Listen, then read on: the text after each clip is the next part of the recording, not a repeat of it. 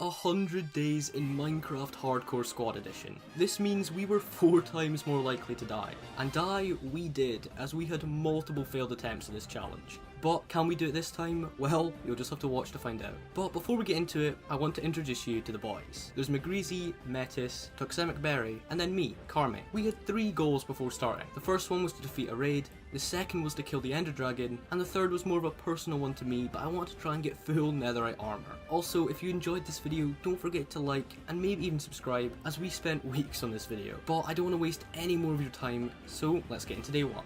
So we spawned in, and of course the first thing we did was gather some wood. After gathering a bunch of wood, the chunks loaded in and we realised we had spawned right next to a village. So of course we were all super happy about it and all ran over there.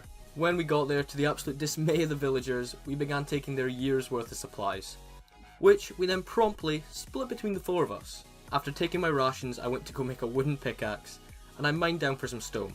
But for whatever reason, Metis decided that this would be the right time to come and annoy me. So I was only able to get 8 bits. I then crafted myself a furnace and went somewhere else. Now that we were free of Metis, I was able to get enough stone for an axe and a pickaxe. I was also able to get some coal and iron as well. But for whatever reason, I was obviously not welcome here either, as I started getting shot at by a skeleton. So I got the message and left. Then me, McGreasy and Toxemic Berry were looking for somewhere to stay. We were also looking for Metis as well, because he had just vanished, but then both our problems were solved as we found Metis building an underground bunker for us to stay the night in. So for the rest of the night we just helped Metis build this bunker. And by the morning of day 2 we'd actually done quite a lot of work, but of course that was all stopped when we locked Toxemic Berry in a cage with no pickaxe, and he was pretty salty about it. But when he got out we realised we should probably mature a little bit and actually go do some jobs. So Metis decided he wanted to stay down and keep working on the bunker, while Toxemic Berry decided he wanted to build a wall around our new lands. McGreasy wanted to go build a mine, and I thought we should probably have a house to stay in, so I went to go build on our new house. And after a while of building, I ran out of cobble, so I went mining with McGreasy and Metis. And I had my first near-death experience, as while I was mining I fell into a hole and got chased by zombies. After that, I didn't like how weak I was and how I almost died, so I decided I should probably look out for iron so I can get some iron armour. I then went back to mining for cobble, but I was now looking out for iron as well. And while we were mining, McGreasy found diamonds, which of course we were super happy about and all ran over there, as these were the first diamonds we'd found so far. We then collected them up and went back to mining. After a bit more mining, I had enough cobble and a fair amount of iron, so I went back to the surface, as I wanted to go see what we were going to do with our newfound diamonds, and you know what? I'll give it to him, we did technically lock him in a hole.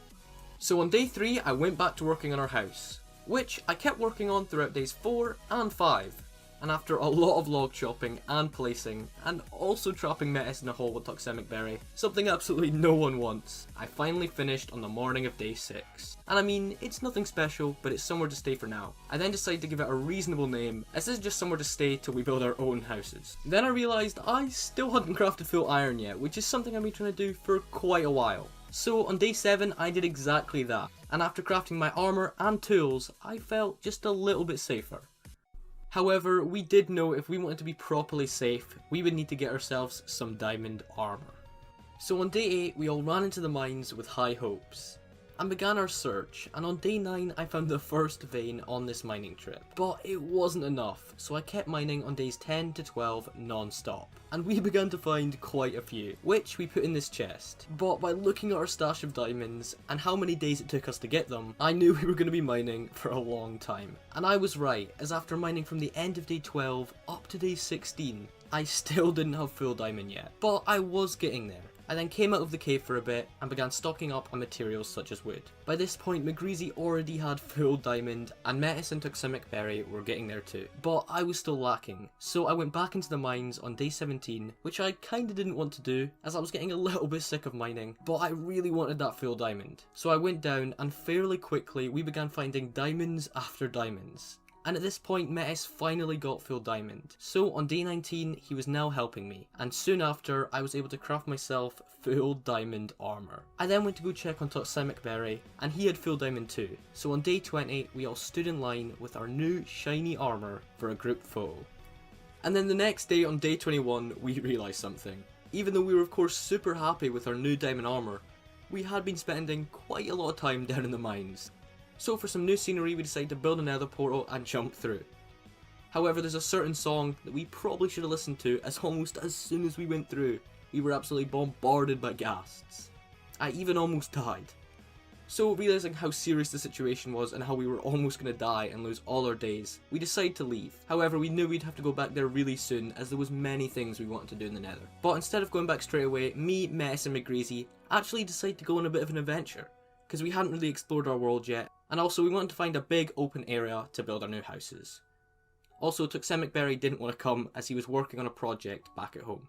However, our quest actually turned out to be pretty eventful, as we managed to find a jungle and even an underwater sea temple, which we of course took the coordinates down for, as this is definitely somewhere we're coming back to. If not 100 days, definitely 200. We also definitely should have slept before leaving, as we had a full night of getting attacked by phantoms. We even had to bury ourselves into a mountain to keep safe. Then on the morning of day 22, we came out of our hideout and decided to go exploring again. And after exploring for quite a while, we actually found this nice little area that we thought would be pretty good for our homes. So me and Metis built up a nether portal which could connect our newfound lands back to our home base.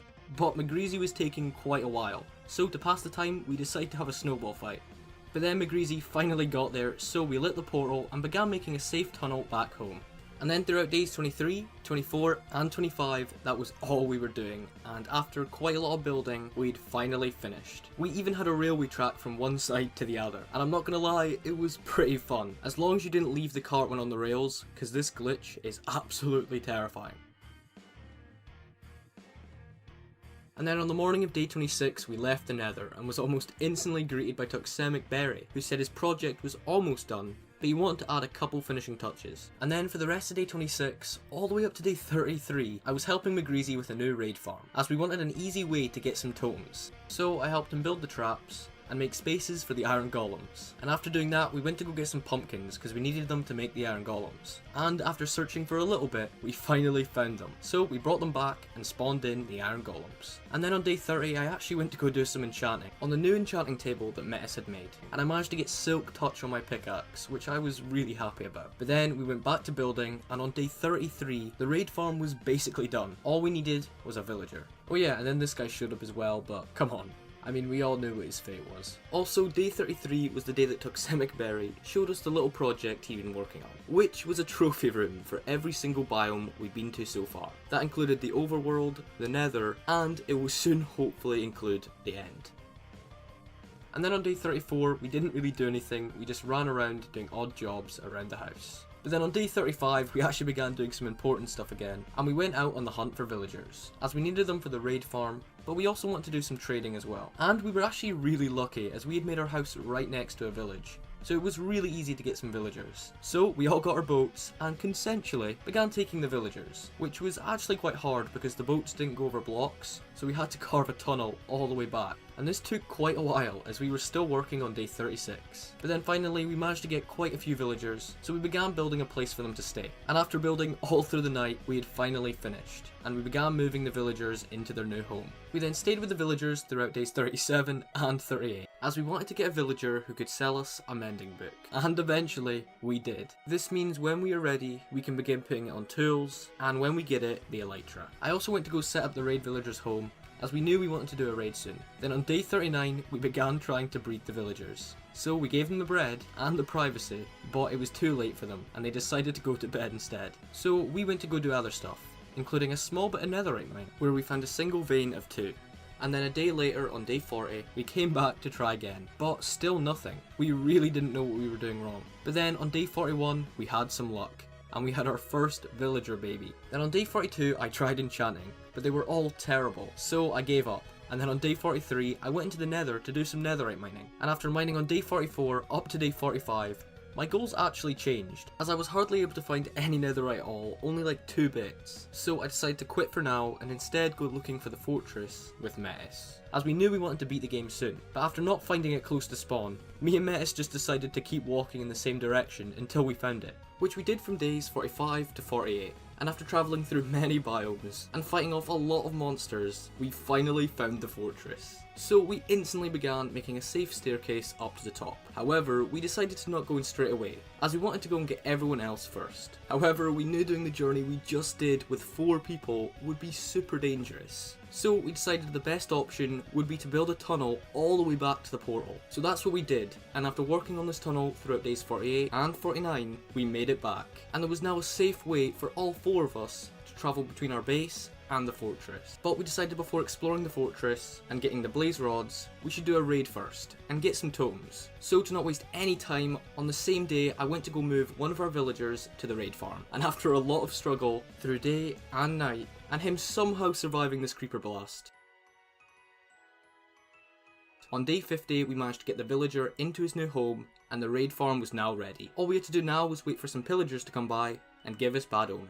And then our wishes came true, as on the same day we were able to kill a group of pillagers who spawned right outside our house. This gave McGreasy bad omen, which meant we could go and defeat the raid whenever we were ready. We then make a bit of a mistake on day 51, as we got up in the tower and started the raid, not realising Toxemic Berry was literally in the house AFK. We find out later he was actually at the toilet, but by the time we realised he was gone, we'd already started the raid. So we just decided to keep fighting it until he came back. But he didn't come back till the end of the raid. But I promise in the next raid he is there, and for all the other raids he is there as well. Also, if you're wondering, McGreasy is in the raid farm. You need someone in there to make it work. So the raid had officially started, and we were now shooting pillagers. And this is where our stress levels went through the roof, as we had just seen the clip of DanteDM getting killed by a raid farm. But we were already in too deep and we had already started the raid, so we began fighting off the first wave, which spawned in our cow farm. This meant we ended up accidentally killing a lot of our livestock trying to kill the pillagers. Round we stayed in the tower shooting pillagers and fighting off phantoms. You can also see the raid farm doing its job. We then fought the raid the whole night into the morning of day 52. We then kept fighting throughout the rest of the waves, and on wave 5 we see our first Ravager, along with a full army of pillagers crossing the river, which absolutely terrified us, as this amount could trample and kill us instantly. But we stood our ground, and after beating that round and one other, we only had one more to go. And after fighting off Ravagers, and picking off the witches who had survived the traps, we managed to beat the raid. So we began collecting up the totems. However, there was a bit of a problem. There wasn't enough totems for everybody. So when Toxemic Berry finally got back from the toilet, there wasn't one for him. But Metis, being the nice guy he is, he told me to give his totem to Toxemic Berry. We then spent the rest of day 52 trading, and I managed to get a Protection 4 book, which I put on my chest plate. And then on day 53, we found some saddles laying around our base. So me and Metis went out looking for horses. And on our journey, we actually found a dog, which I of course tamed. And soon after taming the dog, we found the horses. So we began taming basically all of them, looking for a good horse. But they were all terrible. But finally Metis actually found a pretty good one, so now it was just me left, and I had now gotten to the last horse, which I tamed, and I mean, it was pretty fast, and it had pretty good health, but it was absolutely terrible at jumping. But it was the best I could get, so we began making our journey back home, and on day 54, we returned.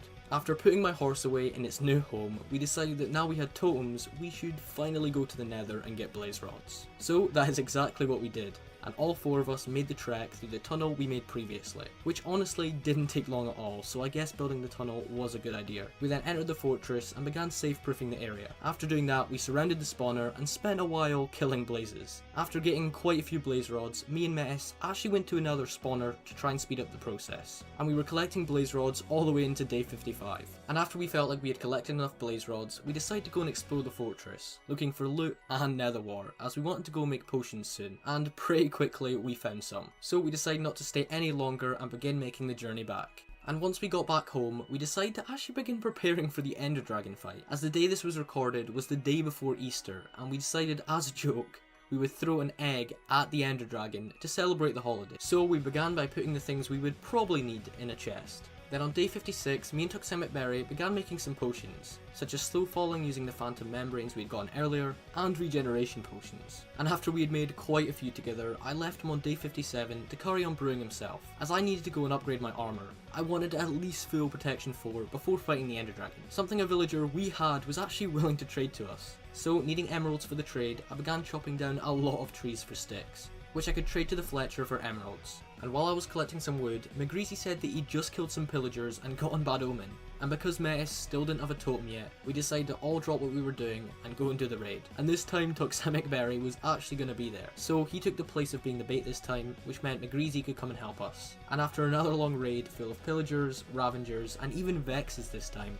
we won again on day 58. We had now beat our second raid, and after killing the rest of the vexes, we went to sleep. And the next morning, I gathered some more wood, and using my Heroes of the Village, I was able to get a bunch of Protection 4 books, which I used on my armour. This meant I now had full Protection 4. And at this point, we were pretty strong. We had a bunch of slow falling, regeneration, and Toxemic Berry had even made some strength potions. Also, we all had enchanted armour, and McGreasy even had netherite armour. So we decided to make the Eye of Enders and set out on the hunt for the stronghold. And after searching throughout the day, night, through forests, mountains, and plains biomes, on day 62, the Ender Eye went straight down. So we all began digging. However, I didn't know someone had dug below me, so I had a pretty nasty fall into the stronghold. But once we all entered, we all began searching for the portal room. And this is actually one of the good main uses of having 4 people, as we were actually able to find it reasonably quickly.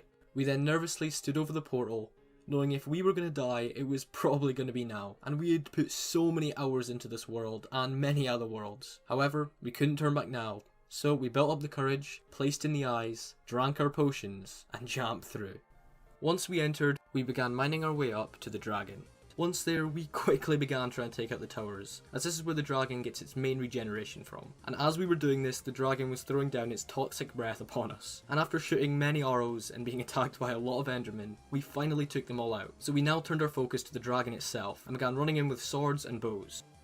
And then after getting it really low, I remembered to throw my egg at it, but to my horror, it did nothing. But it didn't matter anyway because we killed it straight after. We did it. We beat the game. And when that XP came falling from the sky, I was so happy. Well, I was until I realised Metis and McGreasy took all the XP and I got absolutely none of it. I was, not gonna lie, genuinely a bit sad, but I couldn't do much about it. We then decided we might as well go and try and get the Elytra, so we threw our ender pearls through the portal and went through. And then we realised how terrible the spawn was, as after building bridges after bridges, from island to island, we still hadn't found the end city yet. And we were still looking throughout days 63 and most of day 64. We were generally getting a bit worried there just wasn't one at all. But then by the end of day 64, we found it. And this one even had a ship. So we all ran over there and began doing parkour up, and looted it for its goodies. But we weren't done yet, as we needed to get to the ship. So McGreasy built up and placed water so we could all swim up there. And once I reached the top, there it was, the Elytra. We then proceeded to take it and loot the chests, which had pretty good stuff in it, and then Metis showed me his flying skills. We then spent days 65 and 66 crouching back, hoping we didn't fall off. But luckily we didn't, and by the end of the day, we had made it back home. We then spent days 67 to 68 relaxing around our base, and collecting up quite a lot of materials, as we finally decided to build our new homes in that area we found earlier.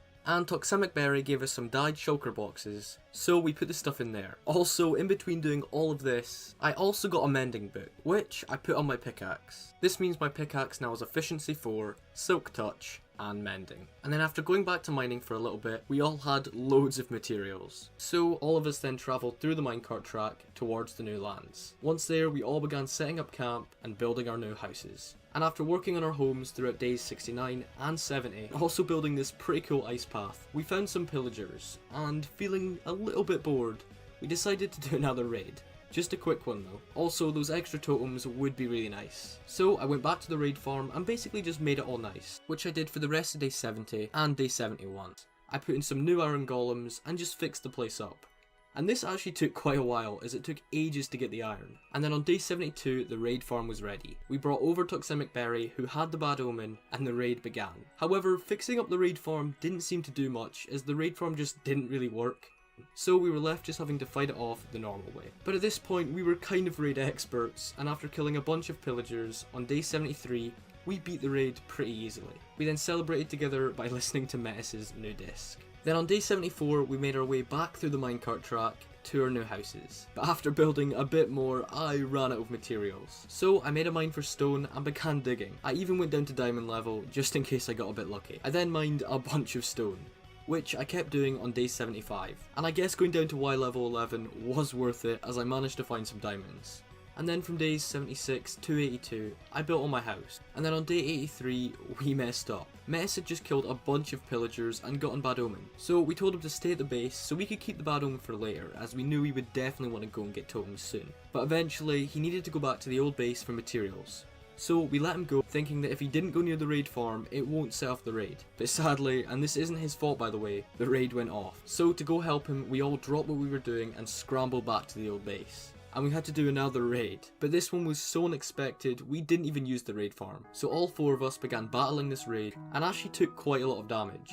But after a night of fighting, we pulled through and won. And then on our way back to the houses on day 84, I decided to only keep working on the house till day 89, which was another 5 days, as I didn't want to spend the whole rest of this challenge working on the house. So I got back and began building. I built up the turrets, made the side walls, and added detail to the front. But it still wasn't finished on day 89, and it was going to take quite a while to finish it. I accepted finishing this castle was probably going to be a job for 200 days. I'm still pretty happy with it so far though. I then went to go check out what everyone else had been building. Greasy built an underground bunker which was pretty cool and had a lot of detail in it. Toximic Berry built a glass cube as he was building a bigger version of the biome thing he built earlier.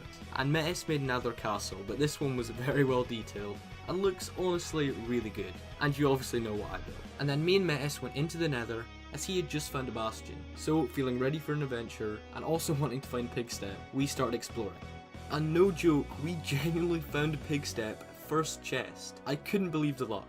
Then on day 90, we were still in the nether and we were netherite mining. But after being there for days 91 and 92, I found some, but not too much. And then when I was trying to leave, I made an absolutely terrible play, as I was half health with no hunger in the nether too, which is already completely stupid. I began getting shot at by a piglin, so I instantly began trying to run. However, I was cut off by a steep verge, which the drop off could have potentially killed me. So I turned around and realised the piglin was reloading its crossbow. If he had shot me, I probably would have been knocked off, but I was spared, so I quickly ran away, and then as fast as possible built around me for protection. I then realised the big mistake. I didn't have my totem on, as I had taken it off to heal up my Silk Touch pickaxe. So the chance that I could have lost all of this in that one moment was very high, and I honestly can't believe I'm alive. At least I now know to always keep my totem in my offhand, just in case. I then came back to the house, and on day 93 I helped build an 100 days monument, which is for the celebration we will be holding on day 100. But then I decided I really wanted that full netherite, as I was a little bit jealous of McGreasy and Mess. So I went back to the nether, and throughout days 94 and 95 I was looking for netherite. However, I still didn't find too much, so I came back for a tiny break, and on day 96 to 97, we hunted down some creepers for fireworks. Also, this is why you place torches around your base, because I mean, just look at this. Then I realised on day 98, if I wanted netherite, I would have to go now. So Mess decided to come and help me, and we crafted a bunch of beds. And this method was so effective, as we managed to collect tons of netherite, and I left the nether on day 100 with enough for full netherite armour, which I quickly crafted. We then all ran over to the 100 days sign, and as the day was coming to an end, we lit up an array of fireworks, signalling the end of the challenge. So we had done it, we survived 100 days in Minecraft Hardcore Squad Edition. We were also able to complete all the goals we set out for ourselves. So if you did enjoy this video, don't forget to like, subscribe, and also turn on post notifications, as it will notify you for the 200 days video. But you of course don't have to, and that is completely up to you. I just hope you enjoyed this video. Anyway, I hope to see you in 200 days.